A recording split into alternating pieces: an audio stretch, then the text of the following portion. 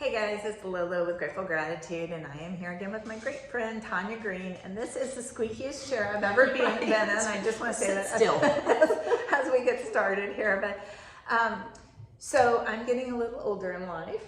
I require a new type of care. I feel like I need to eat really good. I need to exercise. I need to take care of my body and take care of my heart.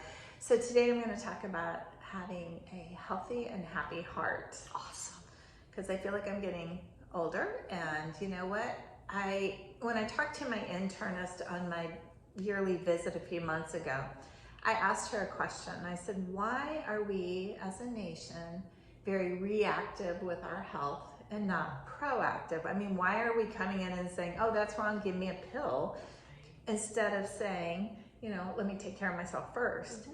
And my cholesterol was a little high, not super high, but she said, you know, you have two choices. You can either take a statin, which has lots of side effects, or you can try a lifestyle change by eating more plant-based, giving up, you know, some red meat, and doing 125 minutes of cardio a week. Now, she said if you break that down, that's like 12 minutes a day or something. Yeah. I mean, if I'm one of those people that I look at, oh my gosh, that's 45 minutes, you know what? And that's not really me. So I want to talk today about some other things that maybe we don't recognize that strengthens our heart outside of the nutrition and the exercise. And one of the first things I'm going to talk about is to remember that God is with you. Because when we know that God is with us, we've talked about it, relieves anxiety and stress. There is a peace that comes to us in our hearts with the Holy Spirit.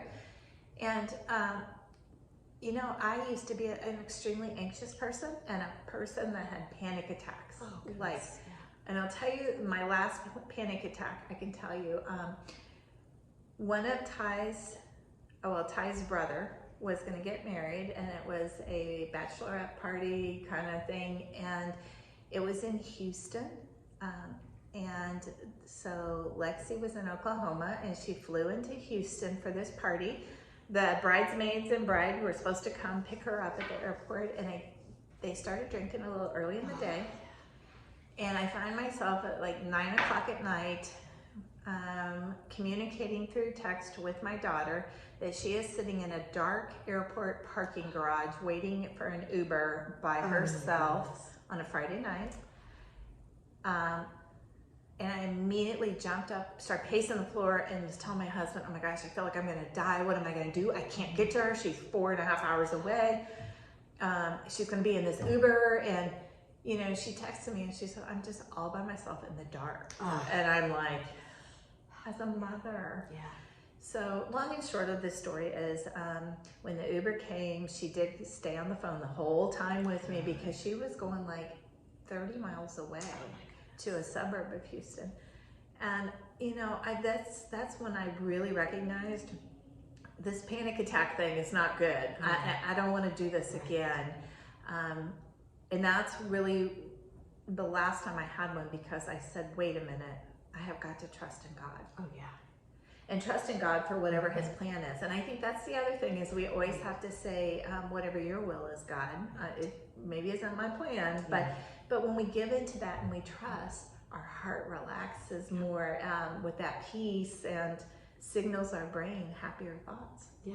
You know, every morning I ask God to direct my steps and protect us daily.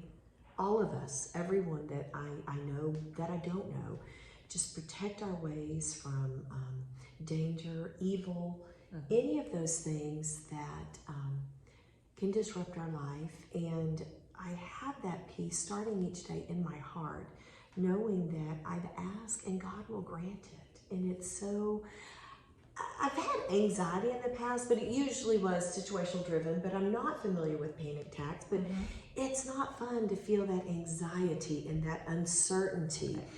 And I guess we can still have uncertainty with God, but I know that He's going to take care of us. I may not know what that outcome is at the moment, but I know He's going to take care of us and see us through it. And that's the peaceful part of having that peace in your heart and eliminating that anxiety. Right.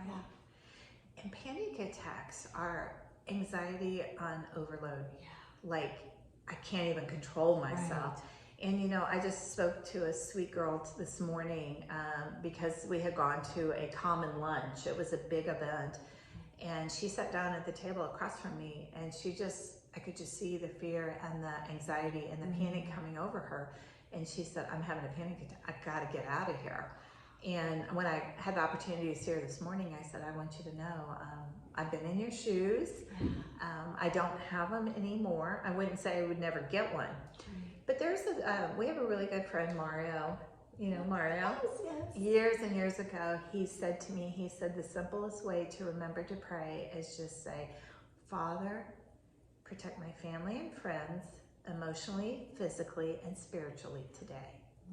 Those three little things. Yeah. And we did a video on blankets and God's love, and it's kind of a blanket prayer that really covers everything. Right. And that, you know, switching gears a little bit, but praying for others also helps our heart. Oh, absolutely. So much. And I mean, praying for others for me, you know, because they may not be praying for themselves, or they may not have others praying for them. And it may be a generic, you know, protect all of my friends and acquaintances, protect my neighbors and my coworkers. I may not mention them by name, but God knows who they are. Absolutely. He knows every person that I may be thinking of or not thinking of. He knows who He wants to protect. And I'm so thankful that we can be so broad in our requests, and He's got us covered. Isn't that, you know, that is the craziest thing too, is that we need to be so much more grateful for the blessings that He gives us. And also when we are grateful and we don't grumble about everything, you know, we all probably know certain people that we don't want to sit and break bread with because it will constantly be unhappiness, not fair, entitlement. I'm not, you know, why do I not have? And you know what, we and I've talked about this before, we feel God kind of pull us away from those people. I personally think because He knows I can fall into complaining and griping. And I think it's easy to, you know, He doesn't exempt us from those human feelings, and you become who you surround yourself with. Absolutely. And I have to get away from the Debbie Downers and the negative people that are always griping and complaining and this and that. I can't do it because it is easy to do the same thing. And then it just becomes this back and forth, you know, griping and grumbling, and that doesn't make God happy. And it tears us down. It does. And it doesn't strengthen us in any way, whether it's in our relationship or the relationship with God. There's no strength. There's no peace or positive that comes from that. Just grumble, grumble, grumble. And if people say, oh, you guys are just so on God and you just love God so much, well, we do. Yeah. But there's medical studies that prove how you heal if you're in gratitude or if you're a grumbler and you complain about the pain every day. It takes you much longer to heal than those that pray or say, you know, I'm so grateful for the doctors I had, or, you know, whatever you can find to be in gratitude. So it's not just about us being God lovers, which we are. There's medical science too. So here's another one for you, girl. How many times do I have to say, God, I have a sin to confess?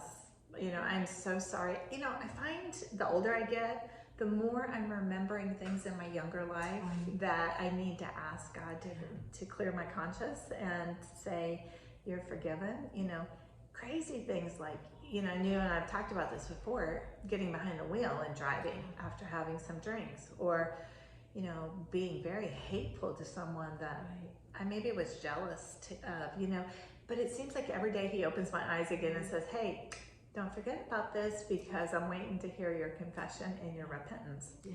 And you know what? As I continue to grow in my walk, that forgiveness is, it's on the top of my mind daily. And, you know, is there someone that I said something, you know, terse to, or didn't, you know, use the kindest words, or, you know, my actions, or what did I grumble at my husband? What who do I need to ask forgiveness from? And myself. And God forgives us, and there's so much that is released when you feel that forgiveness from Him and from yourself of others. That is a lot of weight that falls off of you. Yeah. Spiritually. And I think every time I'm suffering with something, because I tell you, and I always say I have to say a prayer of tolerance or forgiveness for myself, because I don't like the way I'm acting, and I don't like the way I'm feeling, and Satan will creep in there and just say, "Oh, that's not fair. You should not be happy about that." And that's where you have to put that wall up and say, "No, you're not going to get in my thoughts. You're not going to affect my day. Satan. No way. Not going to change my heart." Yeah, and it's so easy because it camouflages so much and disguises it, and just but the closer you are with God, the more it is to recognize those moments and say, "Yep, not today." Shut it down. Yep. Another thing that really I know you and I have found together is when we serve and how good our hearts feel. Oh yeah. And so and when I say serve, I mean, I think sometimes people think that means like you have to do like we do, go to community outreach. Yeah. It doesn't. It means if, like, say for example, and I've said this lots of times, you see an elderly person that maybe needs help unloading their groceries into their car. That's serving in God's name. That's not anything big. It's what we would say is kindness. Yeah. It's a simple thing, but what that does to your heart, again, scientifically they have proven. Open the door. Just smile. You see a stranger in the hallway. Say hello. How are you today? In the grocery store. I just, if you ever just sit and observe the looks on people's face, the frown, their mouth is this way because they don't want to smile. They just look like they hate the world and everyone in it. And it's just like, those are the people that I really want to smile big at and just really, we have a guest that comes in regularly. And has a reputation for not being a pleasant person. And I'm like, that's a challenge to me. Right. Because I am going to make you talk to me, and we're going to have conversations, and we're going to stop. And let me tell you, when he's there, we do. And he is kind. Maybe it just took someone talking to him. Yeah. We don't know. But just, I say, break that person down, kill them with kindness and just open them up. Maybe they don't have someone loving on them or being kind to them. And it's just... makes my heart happy when you've made someone else happy. Well, and that just falls right into Project I See You. Because here's a man maybe that wasn't being, I said a man. Yeah, it's a man. Made an assumption there, but you probably said that. That maybe just doesn't feel recognized. And just taking the time to say, hey, how's your day? I think I've told you the story about, I teach in a lot of retirement communities, 55 and older, and assisted living. And they had me come in and talk on gratitude. And I had one sweet little lady that had nothing to be grateful for. And she just was a sourpuss, was not going to be grateful. And I said, listen, everybody else around the table has told me something they're grateful for. I'm not going to give up till you tell me something. I'll sit here all day if you want. I don't care. And she said, okay, fine. I don't have hemorrhoids. I'm grateful for that. But you know what? Oh my goodness. It's a start. I guess maybe if you do have those, you would be grateful if you didn't. I don't know. I read a lot more into that probably. She was just probably wanting to get out of there. But I didn't care. And it's kind of like your little man there, that you're just going to be kind until you recognize it. Until you tell me just to go away. But I also see that people are lonely.